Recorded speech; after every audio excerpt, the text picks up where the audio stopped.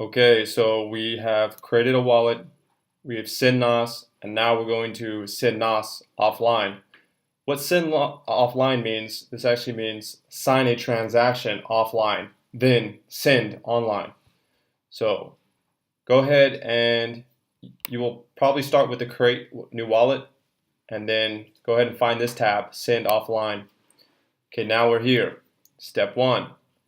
It says inquire information, but we're not actually going to do this. We're going to scroll down a bit and select a wallet file. Okay, find your wallet file. Mine's here. Open it up. Once you open it, you'll have to enter your password. Hit unlock.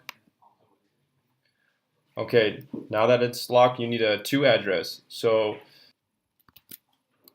okay, enter a value of how many NAS you want to send. I want to send 1. Enter a NAS.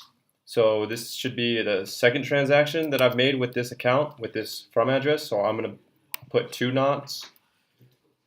Gas limit, I'm going to keep default. I'm happy with the gas limit and gas price. Now we go to generate transaction. Click it. Now you'll see a raw transaction, signed transaction, and step 3, publish transaction. Right? This is the online computer. So now we're going to do a send transaction. This will send to the online computer and it will give us a TX hash. We have a confirmation pop-up.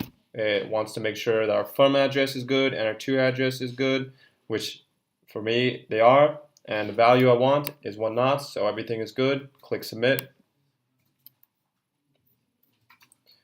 Now you'll have your receipt and your TX hash, and if you want to see more details, click here and you can see if it's pending, successful, or failed.